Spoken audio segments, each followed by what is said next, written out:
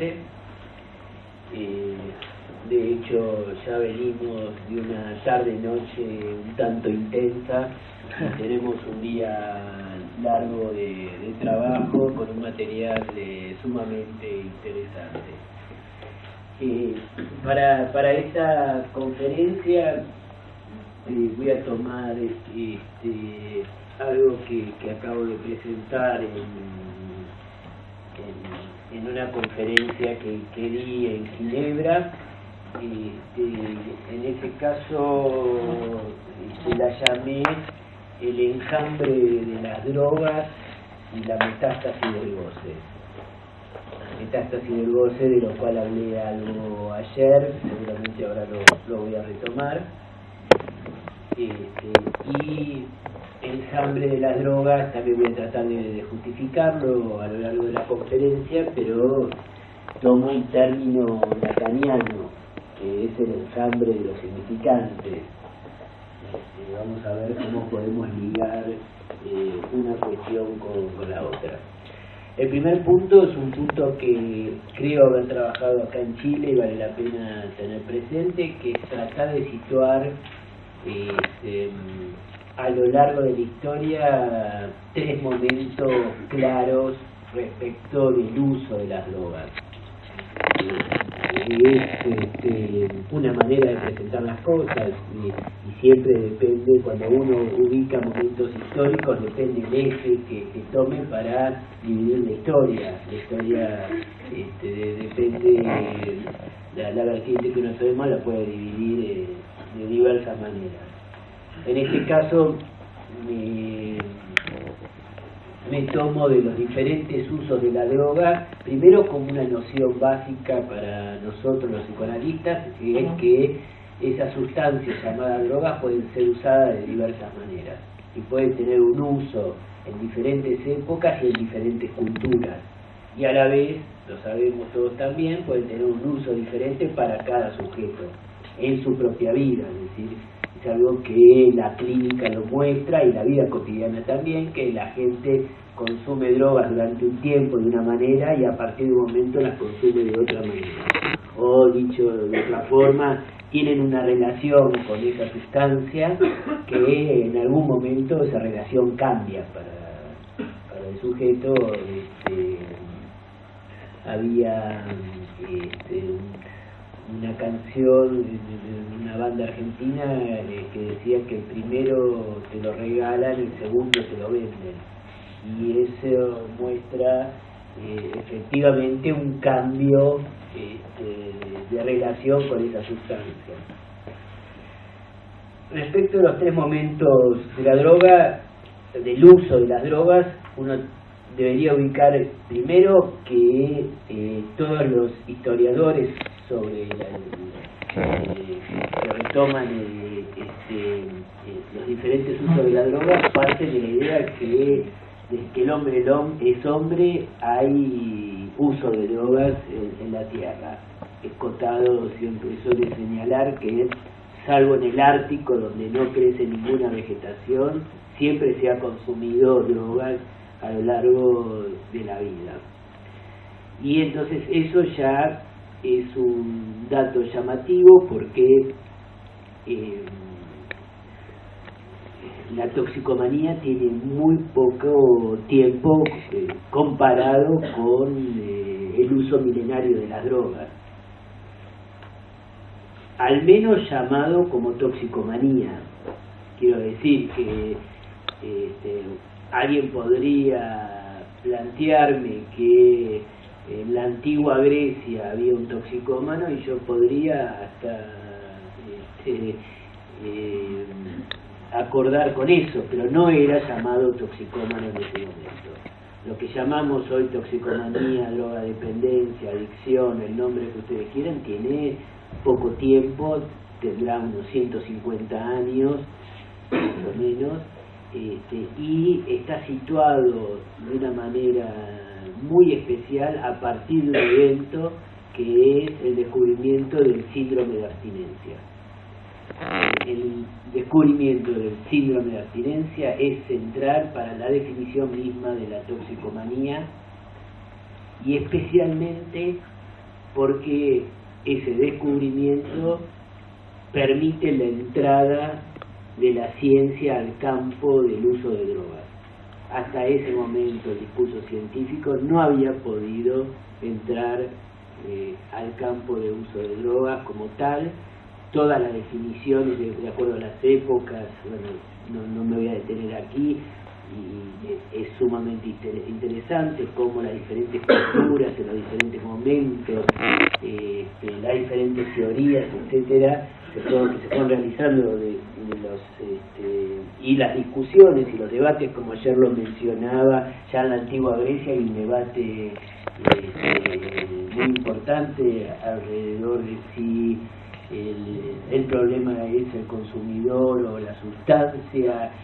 En el texto de la ley de Platón tienen una indicación muy precisa de quiénes pueden usar especialmente el alcohol, hasta de qué edad se puede tomar el alcohol, cantidades, etcétera, etcétera. Es una cuestión que ya está presente hace mucho tiempo, pero no nombrado como una patología. Y esto es lo que quiero indicar, que cuando digo toxicomanía estamos pensando en un uso de la droga, entre otros, que aparece dentro del discurso científico como patológico.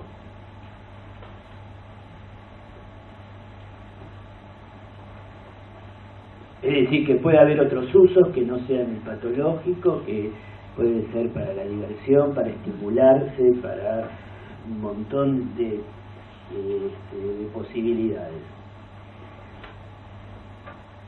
Hay un momento, el descubrimiento del síndrome de abstinencia está muy ligado a ciertos momentos, especialmente la guerra interna en Estados Unidos, donde se empieza a utilizar opiáceos para los hospitales de campaña. Eran lo que se llamaban los hospitales silenciosos, porque pasan de escucharse los gritos de los heridos a el silencio de la anestesia, y luego de la guerra empiezan a aparecer los sujetos que quieren seguir consumiendo esas drogas a pesar de ya pasar el trauma o la herida o el momento y es allí entonces, especialmente con los opiáceos, donde se descubre el síndrome de abstinencia. A partir de que el descubrimiento científico del síndrome de abstinencia aparece, se genera una política específica, especialmente en Estados Unidos, y que Estados Unidos, por supuesto, por su condición de líder mundial, lo intenta establecer en todo el mundo, sobre la base de este descubrimiento, que es una política, por un lado, represiva y por otro lado, clasificatoria. La llamada guerra de las drogas se establece. Dentro de esa guerra de las drogas entran, y dentro de estas políticas represivas entran las terapias, y por otro lado una política clasificatoria, especialmente a partir de la definición que da la OMS sobre la adicción. La OMS se basa en dos variables para definir un adicto, que es la cantidad y la calidad de la droga. Ahí hace un primer listado muy acotado de drogas, que serían drogas adictivas, y ese listado era modificado año tras año. Empezó con una cantidad mínima de drogas. En el comienzo teníamos el opio, la morfina, la cocaína, y en 1970 ya tenía 233 sustancias diferentes. La lista, hay que decirlo, se iba ampliando y se va ampliando año tras año, y se va a hacer interminable. con una gran división que son las drogas duras y las drogas livianas. Del lado de las duras tenemos a las drogas adictivas, y del lado de las livianas aquellas que no producirían en principio una adicción. Es decir, que ahí tenemos una primera división en dos, una primera época donde hubo múltiples usos de drogas, pero no existía el uso patológico de las drogas como tal. Y un segundo momento donde el uso de la droga pasa a ser patológico, época que coincide con el texto freudiano del malestar en la cultura, donde Freud se ocupa, yo siempre lo digo, a mi gusto el texto del malestar en la cultura, además de que es un texto eminentemente clínico, más allá de que lo utilicen sociólogos, psicólogos sociales, etcétera, y además, si se puede decir así, es de los más lacanianos de los textos freudianos, porque Freud plantea una clínica bien diferente a la que había presentado hasta ese momento, una clínica que está centrada sobre la base de que para todo el mundo hay un malestar inherente a la cultura, que no es coyuntural de cada cultura, sino que toda cultura, por ser cultura, tiene su malestar. Lo que es coyuntural es cómo se presenta ese malestar para cada cultura, y diferentes modos de paliar ese malestar. Es casi como si Freud variara su psicopatología, es decir, como si él pusiese en el centro el malestar y de diferentes modos de respuesta a ese malestar. En el listado ustedes encuentran el delirio, el síntoma, la neurosis, la religión, el amor, la sublimación. Son todos modos de paliar el malestar, haciendo la salvedad inmediata y bien freudiana de que no hay una respuesta mejor que la otra en principio, que cada una además tiene su contraindicación, como si fuese un medicamento, es decir, que cada una tiene la posibilidad de que por momentos funcione como evitando el malestar, pero puede transformarse en lo contrario. Y entonces, para retomar el amor es de las respuestas que puede dar la mayor de las satisfacciones, pero también puede traer el mayor de los pesares. Es decir, que cada respuesta tiene su contracara. Entre ellas ubica el uso de los narcóticos. En el listado de respuestas al malestar en la cultura, pone a los narcóticos como una respuesta más al malestar en la cultura. Es decir, que si uno hace el listado, en el mismo estatus, uno entonces encuentra a los narcóticos. Digo que esto parece lo más lacaniano en Freud porque sigue el espíritu del último Lacan, donde nos centramos más en respuestas singulares que en las tres respuestas clasificatorias de neurosis, psicosis y perversión.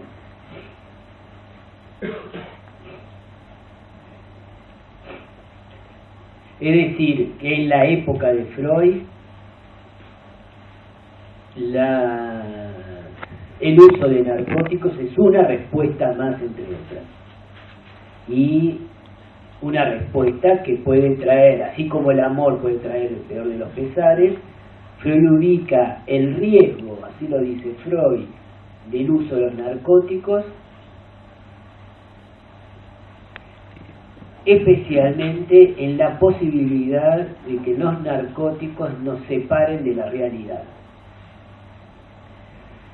que a mi gusto es el antecedente de lo que en Lacan vamos a llamar la ruptura con el otro. Freud dice que la especificidad del paliativo que son los narcóticos es que van derecho a la producción de un efecto químico. Es interesante porque Freud intenta situar la particularidad de cada una de las respuestas, cómo actúa cada una de las respuestas.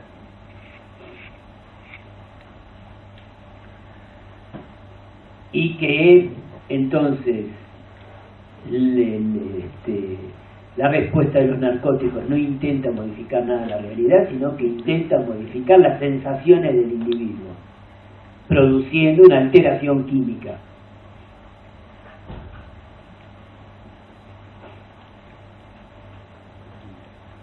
A Freud no se le escapa que no es la única manera de transformar las sensaciones del individuo. De hecho, Freud tiene trabajos donde puede situar claramente cómo lo que llamamos la manía se puede producir tanto con el consumo de ciertas sustancias como sin el consumo de ninguna sustancia, que no depende solo del consumo de la sustancia. Pero, entonces dice Freud, el riesgo que tiene esa vía evitativa del malestar, no solamente evitativa, porque Freud divide entre lo que es evitar el malestar y producir buenas sensaciones, y en los narcóticos tenemos ambas alternativas.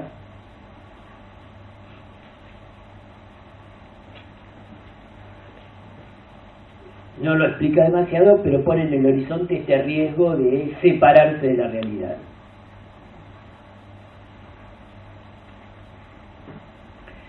Lo que me interesa señalar en este punto es que la época de Freud pone a los narcóticos como una alternativa más entre las respuestas, en el menú de posibilidades de respuestas a el malestar, y la época actual ha cambiado. Casi que uno diría que si en esa época teníamos un menú de posibilidades, hoy tenemos menú fijo. Es decir, que hoy tenemos una única posibilidad y que está centrada en el consumo. Que si antes teníamos alternativas en la época de Freud, la época donde cabía la elección subjetiva de por qué vía tomar, la elección en los términos freudianos, que siempre es una elección forzada, por cierto, pero podíamos ir por la vía de la sublimación, por la vía del amor, por la vía del delirio, por la vía de los narcóticos. Más bien, hoy la época empuja toda ella a que habría una única respuesta al malestar de la cultura, y que esa respuesta está centrada en el consumo en tanto tal.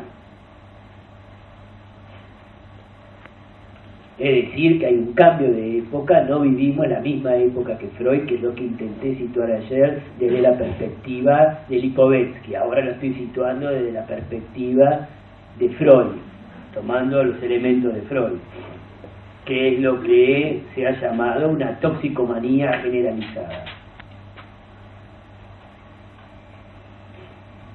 Y que ubica las alternativas de una manera muy simple, que es o uno es consumidor o uno está deprimido, que es una de las patologías más extendidas en la época actual, con todo el abanico de posibilidades que hay dentro de el concepto de depresión, porque verdaderamente viene gente a veces a vernos que un día no quiere salir a la noche y ya está deprimido. Es decir, que ya se siente del lado de la depresión. Entonces estoy tomando el significante como significante de la época, no como un significante, un término, un concepto psicopatológico. Es decir, que el significante de depresión ha entrado en la época de una manera muy fuerte, y la gente entonces se siente deprimida porque no consume directamente. Y quizás podríamos decir entonces consumidores y abstinentes.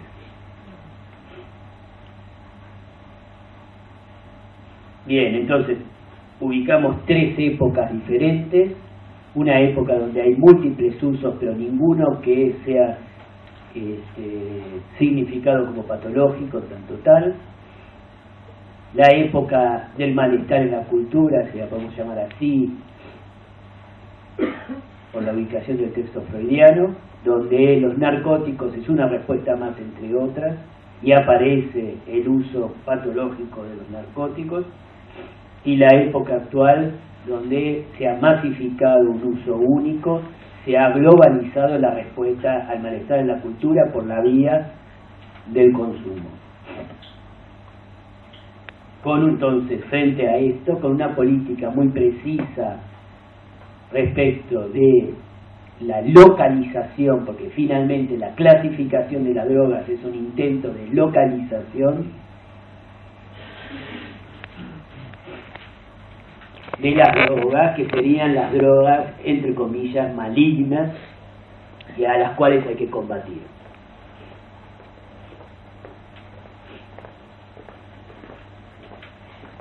Hay que decir que esa política de Estados Unidos es coherente con la época del nombre del Padre. Me interesa resaltar esto, porque el nombre del Padre lo que intenta hacer es localizar el goce y dejarlo a un costado. Y lo que hace Estados Unidos con la política de las drogas es totalmente coherente con la concepción y con la era del nombre del Padre. Es una política que clasifica las cosas y las ubica si están del lado de la ley o si están del lado del goce.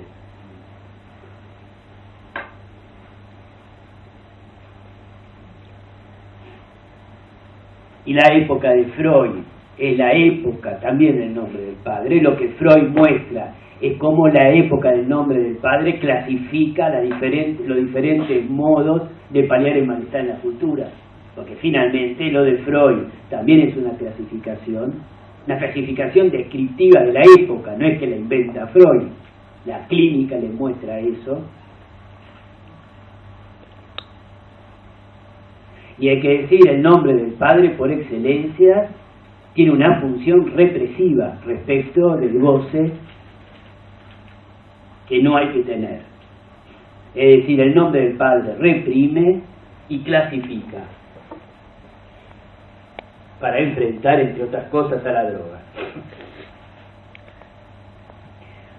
Y a su vez, y ahora me voy a meter en esto, esa época ha tenido 4 modos de abordar terapéuticamente al problema de las drogas. 4 modos que ha ubicado de una manera fantástica a mi gusto Éric Laurent. Simplemente lo ha señalado. A partir del señalamiento de Éric Laurent me dediqué a trabajar esos 4 modos de abordaje terapéutico que vamos a ver ahora. Y que esos 4 modos se han mantenido a lo largo de todo ese tiempo, más allá de los cambios de la época de Freud hacia la nuestra. Pero que lo que quiero ubicar que son 4 modos coherentes con la época del nombre del Padre, coherente con la represión y con la clasificación.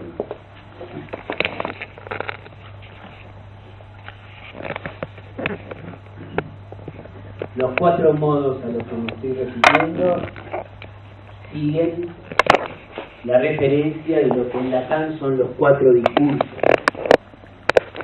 Discurso del amo, discurso de miseria,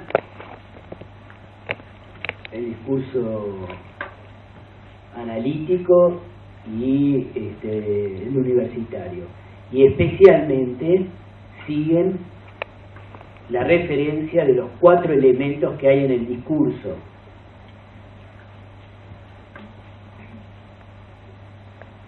Vamos a tener la terapéutica por el lado del objeto, la terapéutica por el lado del amo, la terapéutica por el lado del saber, la terapéutica por el lado del sujeto. Son los 4 elementos que tenemos en el discurso.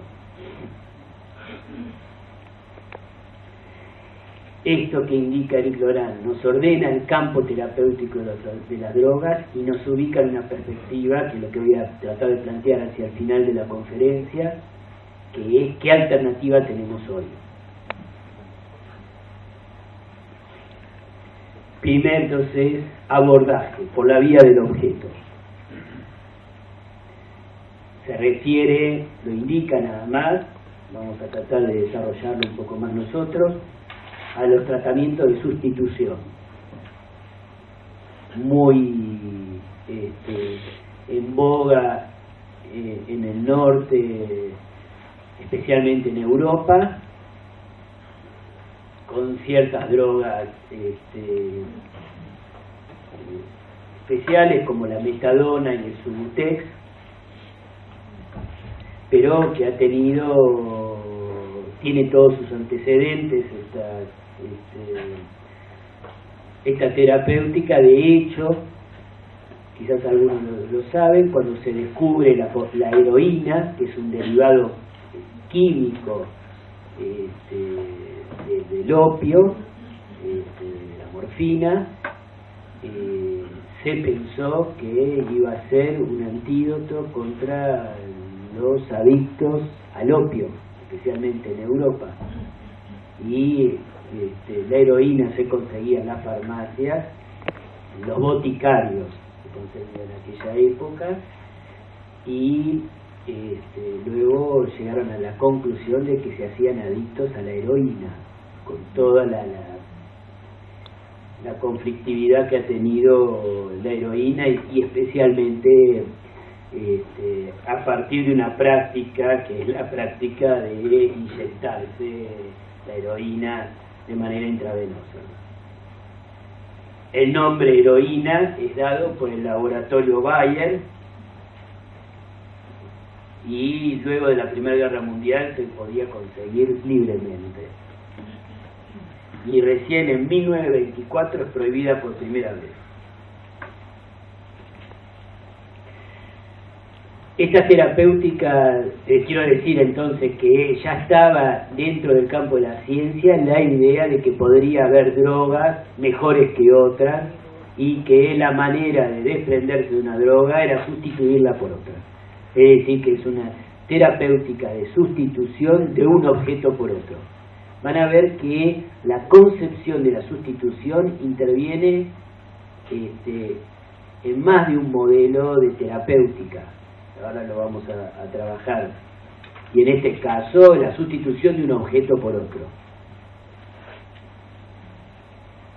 En el descubrimiento de la metadona se entiende que surge en los años 64-65 a partir de ciertos estudios.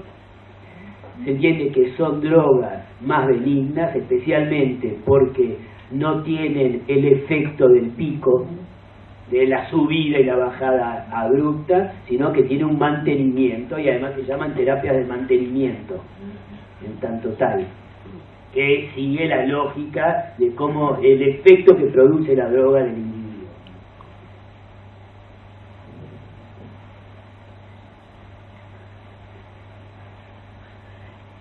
Como no se lograba la abstinencia total, es como si este horizonte de sustitución de una droga por la otra llegase a la conclusión, bueno, si no va a haber la abstinencia total, démosle una droga más benigna. Por eso se llama el mantenimiento. Era mejor mantener un consumo regulado y controlado que permitiera en el horizonte una reinserción social. Debo decir, y lo comentaba en estos días porque tuve la experiencia, Suiza tiene planes de sustitución totalmente únicos, porque en este momento dan directo, en realidad ya no son ni planes de sustitución, porque les entregan las jeringas, por supuesto, con los planes de reducción de daños, pero les entregan heroína misma, o sea, ni metadona, la mejor heroína que existe en el mundo, porque es elaborada en un laboratorio suizo, y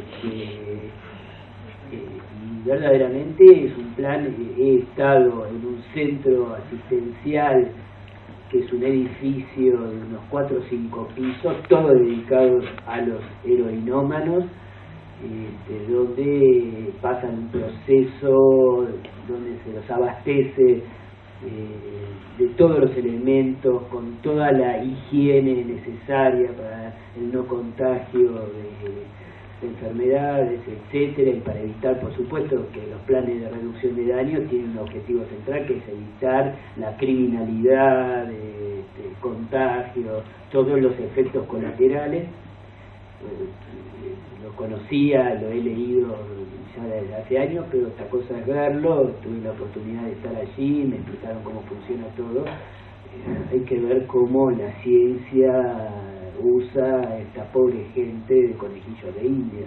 Verdaderamente están experimentando con ellos, porque no buscan en absoluto nada con esta gente que no sea experimentar. Esta gente no le dan terapéutica, no le dan, si quieren, tienen un psicólogo ahí, pero si quieren, nadie están esperando que pidan, y verdaderamente es una experimentación impresionante, y más en una época donde, un pequeño desvío de la cuestión, en una época donde la toxicomanía es mucho más vasta en Europa misma que el consumo de heroína. Que el consumo de heroína hoy es un nicho muy pequeño del gran abanico de consumo de diferentes drogas que cada vez son más diferentes. Bien.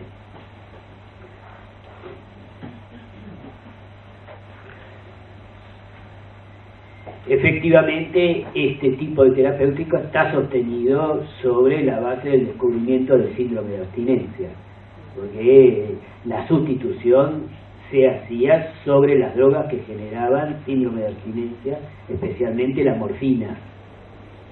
No me voy a detener en eso, pero el descubrimiento está directamente ligado al consumo de estas drogas. Respecto de los receptores opiáceos que se activan, la función agonista, antagonista, etcétera, no me quiero detener en esto. Y entonces esto también se liga a lo que decía recién, este tipo de terapéutica se liga a las políticas de reducción de daño, políticas que a mi gusto tienen un interés muy especial, más allá de que su objetivo, como el nombre lo indica, es eliminar todos los problemas colaterales que implican la toxicomanía, pero tiene un interés muy especial porque las políticas de reducción de daño, donde funcionan bien, muestran a las claras que la toxicomanía es otra cosa, que puede haber toda la reducción de daño que quieran, que se los puede abastecer, etcétera, etcétera, y que la toxicomanía sigue existiendo y va a seguir existiendo, y que esas políticas no tocan a la toxicomanía en tanto tal, que hay lugares donde los toxicómanos pueden ir a buscar las drogas, que no hace falta ir al mercado negro, que no hace falta, etcétera,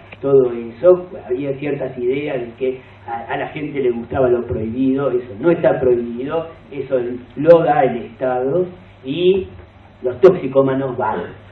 Y la toxicomanía no es un gusto por lo prohibido, es algo de otro orden, que tiene que ver con un goce mortífero de otra característica que no va por la vía de la ley y el deseo.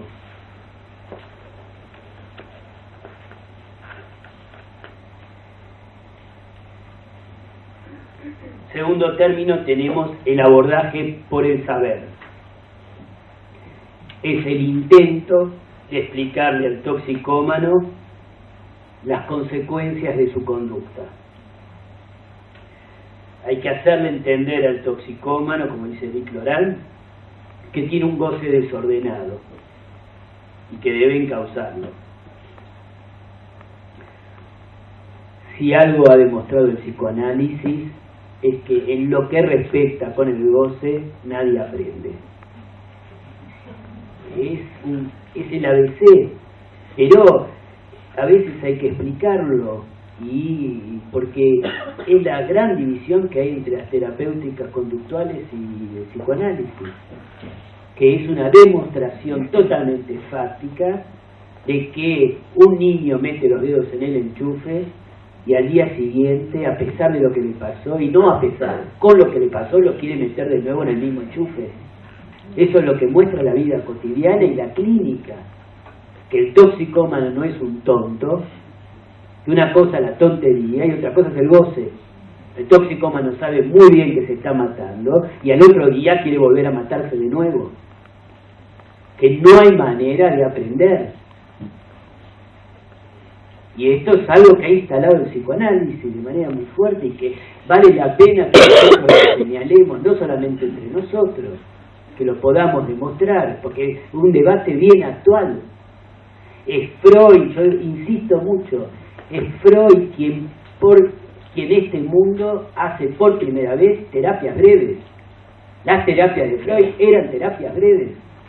Las primeras terapéuticas de Freud eran terapias breves. Y es interesante seguir en Freud los por qué Freud deja atrás las terapias breves y que tienen que ver directamente con el goce, porque el síntoma insiste, porque el síntoma vuelve de manera diferente, pero finalmente para Freud es el mismo síntoma, que no vale la pena hacer una terapia para que Dora venga con tos y se vaya con afonía, que para Freud la tos y la afonía es el mismo síntoma, pero para las terapias conductuales no, se curó de la tos, ahora tiene otro problema, y para lo que Freud presenta como un caso clínico fracasado, desde la perspectiva de las terapias conductuales se puede presentar como exitoso. Entonces vale la pena tener ese debate, y la toxicomanía lo pone de frente ese debate. Que si nosotros consideramos que la tos y la afonía es un mismo síntoma, es un caso fracasado, o que si pensamos que son dos síntomas, es un caso exitoso. Y ahí donde se lo critica a Freud, porque fracasaban sus tratamientos, cosa bastante desleal hacer esa crítica, porque Freud lo presenta para hacer avanzar el psicoanálisis, pero así y todo uno podría decir, sí, es fracasado, pero por la concepción que tenemos del síntoma y del goce. Y que es decir que eso es exitoso, hay que decir también, es una estafa al sujeto. No hay que tener ningún empacho en poder decirlo con todas las letras, en nuestro debate con las terapias conductuales. Entonces, tratamiento por el saber, que especialmente se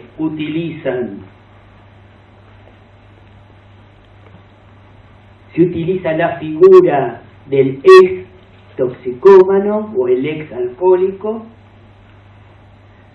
que es quien le va a contar al novato cómo es la enfermedad y cómo es la cura, y que se ordenan en dispositivos de clínicas comunitarias y de autoayuda, especialmente las comunidades terapéuticas. La noción de comunidad terapéutica se establece en los finales de la Segunda Guerra Mundial en Inglaterra.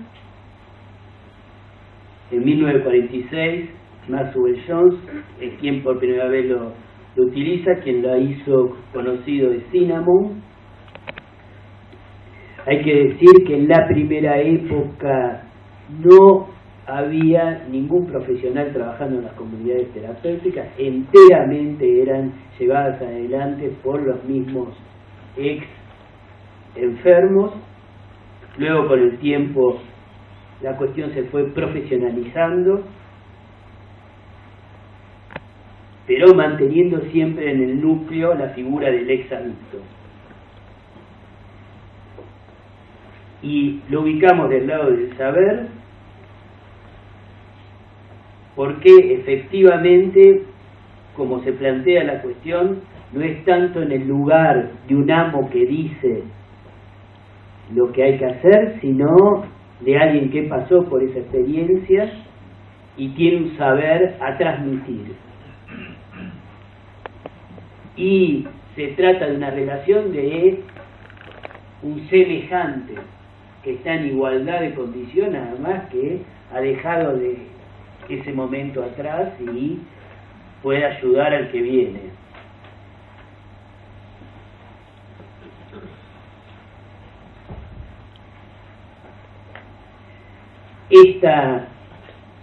Toda esta lógica parte de la idea, parte de un precepto no explícito, pero sí presente y central, de que no hay nada más parecido a un adicto que otro adicto.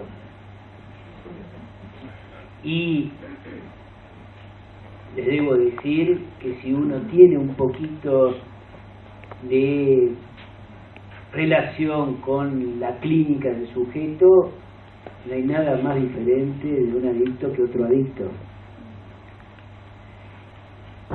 La clínica lo muestra cada vez más, ahora más porque además cada vez hay más diferentes drogas. Antes la práctica misma del consumo emparejaba a los sujetos. Quiero decir que las clínicas separaban al que consume cocaína de que él consume heroína. Uno de estos lugares que fui, y que es verdaderamente lo que han armado, es fantástico, ¿no? Estos lugares que no es que le dan elementos nada más, no le dan droga, es otra institución, tienen sectores, como cuando hay sectores para fumadores. Bueno, estos son sectores. Un sector es para esnifiar, un sector es para inyectarse y el otro es para fumar. Entonces está dividido en 3 grandes salas. Entonces, de acuerdo al goce de cada uno puede ir a su sector. Y eso tiende a hacer pensar que el que tiene una práctica de consumo es igual al otro que tiene una práctica de consumo. Es decir, que la droga es lo que emparejaría, la droga y la práctica sobre esa droga, lo que emparejaría, digo la práctica porque a veces hay ciertas prácticas de inyectarse que no es de heroína, que puede ser de cocaína, etcétera, y los que se inyectan van a parar todos al lugar en los que se inyectan, ¿eh?